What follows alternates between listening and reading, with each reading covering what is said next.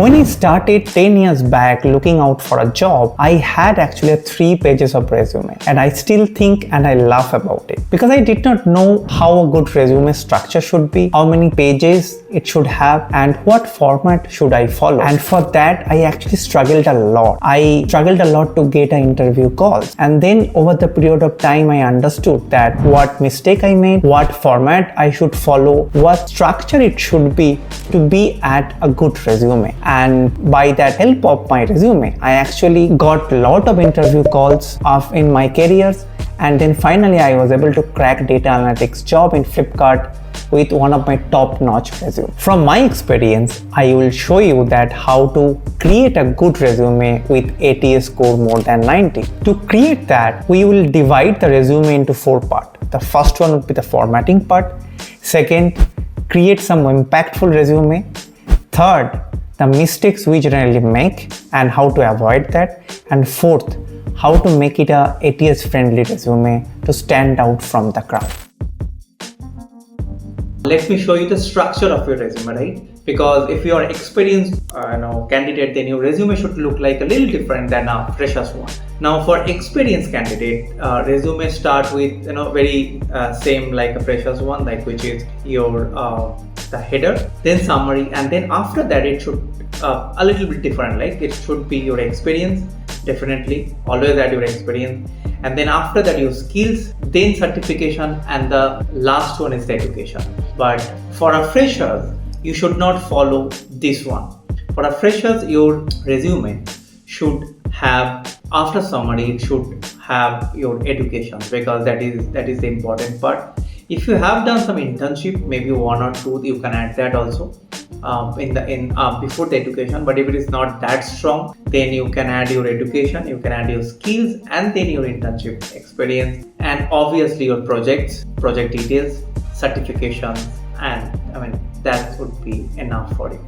The very first thing on your resume is your header. So let me show you how your header actually look like and what are the things you should consider when you are writing your header. Okay, so in your header should include your name, right, which should be in bold big format. Always remember, like this one. And then your header should have your phone number, your location, which is important, your email address. These 3 things is must to have. Then Git link, if you have any projects or portfolio and to put it in the Git, then you can add that. This is an optional one. You can add your LinkedIn as well, and any other link you have for that example in a project and portfolio link, you can add that in a very small manner. So this you should follow in that. Okay, the next one is a summary part of your resume, which is very, very important, because that is your that is the story of your resume. So for this resume, your summary look something like this. Now I have experience of more than 19 years, and my summary includes all year of experience, or the tool I know and the kind of work I have done. Like for example, I have written lead business analyst with 8+ years of experience in SQL, Power BI, Python, dashboard development, A/B testing, forecasting, ETL, and all. So in a way, always try to avoid something writing like I am hardworking, honest, like to learn new things. Now, if you are a freshers, then your resume summary should look like a little bit different than experienced one, right? So you can start something like an entry-level data analyst with a strong skills in SQL, Excel, Python, BI. Whatever skills you know, add that. Don't stretch anything if you don't know that. If you have an internship experience, you can add that, like hands-on experience through a startup, internship, and academic projects involving data cleaning, EDA, kind of work you have done on that internship and on your projects. You can add that. And if you have any knowledge but not a working knowledge, you can add something like a knowledge in data visualization, the basic machine learning, Databricks, AWS, whatever like you have, you can add that. That should be a summary. It should not be long. It should be like 3-4 lines, but solid clips, 3-4 lines. So always maintain that. How you should add your experience? It should be on descending order. Like the current one should be on the top, and then it should follow accordingly. Like if you started working 2017 and now 2026, so it should be like 6 should be on the top, and then if you in between that, if you change your job, that should be after that, and after so on and so forth, right? I would add one of the important thing on the skills is that don't add any of the skills you are not confident about. Now I've seen a lot of resumes. While taking the interview, I've seen that people have written machine learning, people have written statistics, a lot of things like Databricks, and then when you ask something from that and they fail to answer, that is very, very bad. So make sure that you don't do that. If you are confident about your skills, then add that. If you are not confident, like you know very basic, then you can do something called ranking. Like you can put out of 1 to 5 how much you know, or maybe you can just in a bracket you can say like I know a basic of it.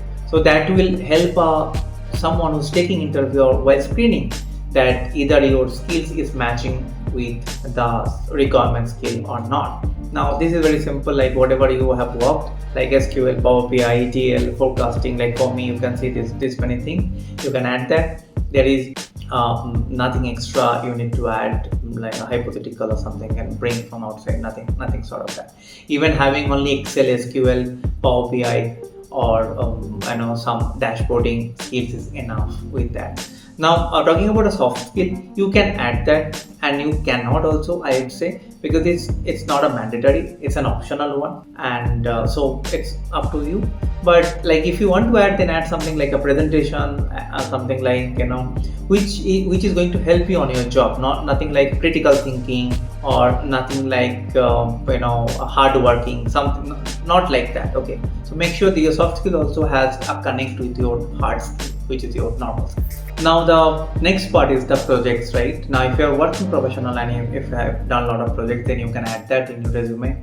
You can add your Git link, you can add your any other link of your project details or the collaborations in that. Also, like if your project is working project, like you do something like operational work, which is not a kind of a project things, then you can add that in experience in such a way that it looks like the impact. But for fresher, it's very, very important to add a project. So make sure you add a project. Now like what you should do in the project part, you should have maybe 2 or 3 max projects in your resume, not more than that, because if you had 4, 5, 6 projects, like a simple dashboard project, which will not make any impact. So write 2 or 3 bullet point max on every project, like the impact of the project, kind of tech stacks you have used, or kind of data you have used on that, or what is the impact of the recommendation you have on the project. In education, you should follow the chronological order. The latest one should be on the top and the oldest in the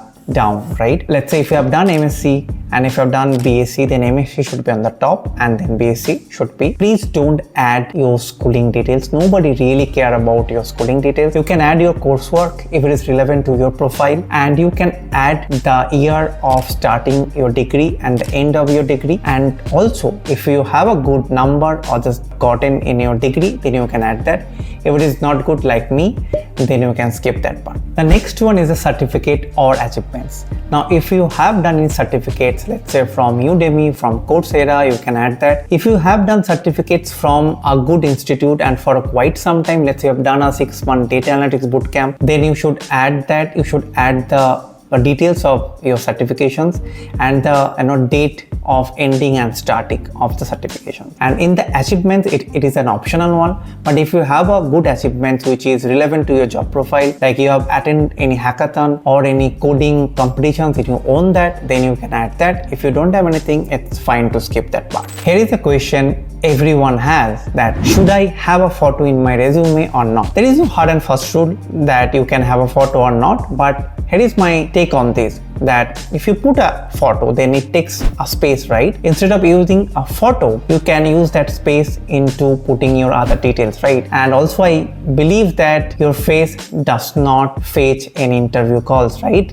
Your skills and your experience fetch. So I recommend that you should not use the photo. The next one is a resume page. Now how many pages you should have in your resume? If you are between 0 to 3 years, then your resume should have only 1 page. If it is not, then make sure to reduce your font size or margin, or by any way you make it a 1 page. If you have more experience, then you can have like a 2 page or max 3 page. Just remember that your resume gets only 6 to 8 seconds. So make sure to make it as compact as possible. Font like you can use Calibri and Arial, which is better, and your word size of the font should be not more than 12. 12 is best. If you are doing something on a header or summary, or your name should be a little bit more than like 18 or 220, and then add a bullet points, which is very important. Don't use any table or any graphics. Save your resume as a PDF, not as a Word, and also save your resume with your name and with your the current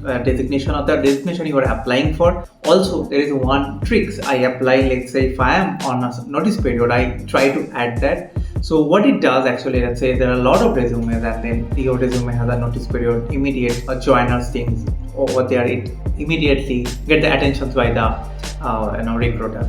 So follow that.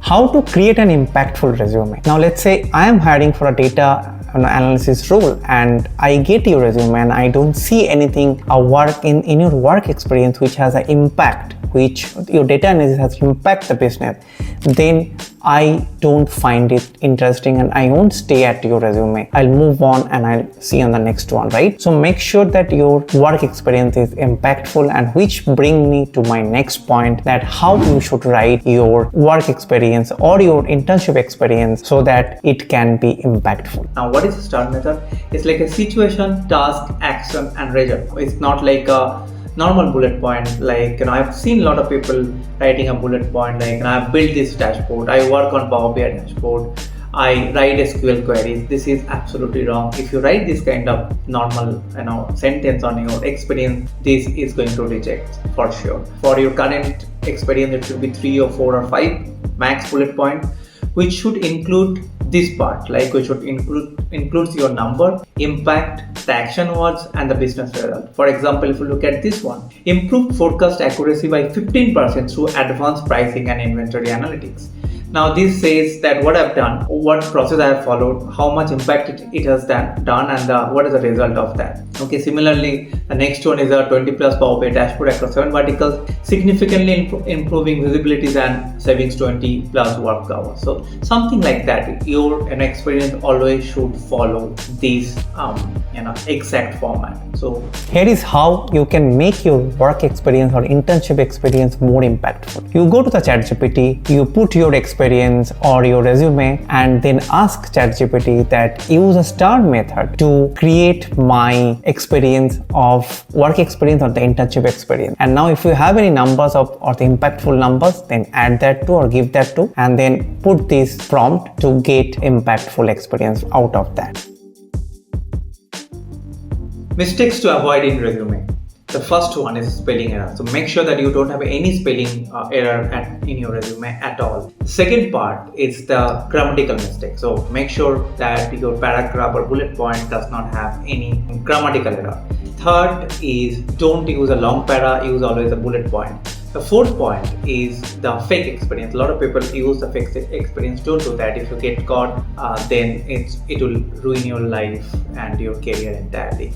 And also, like, don't use too many colors, too many graphics on that. It does not look good. And don't add a generic word like seeking or challenging jobs, looking hardworking, some sort of things. Please don't do that. And finally, don't use your resume for the one single resume for every job, right? I know it's not possible to create a one single resume for every job, but try to tweak a little bit according to the JD, which makes up different than other candidates. Now let's check the ATS score of the resume. You just have to go to the Google and just write ATS checker. You will get all these options of the ATS link where you can put your resume and check that. There is a website called resumeco.net which does not ask for a login, so I always prefer that. So what you can do, you can go here, scan my resume, and this is my resume. I can just upload, and you see that it's going to take a bit of time.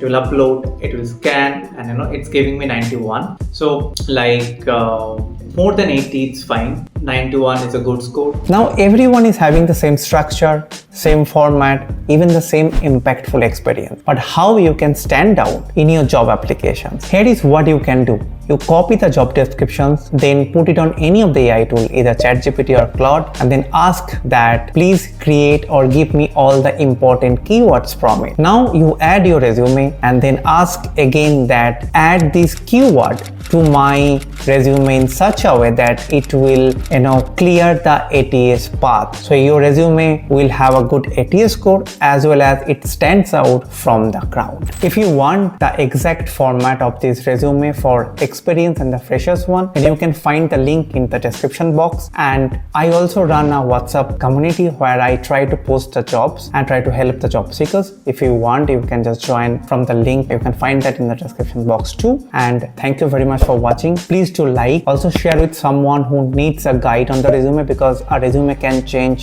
someone's life and can fetch a calls which can bring jobs, right? And again, please subscribe to Analytics Everywhere, and thank you very much for watching. I'll see you in the next video. Bye bye.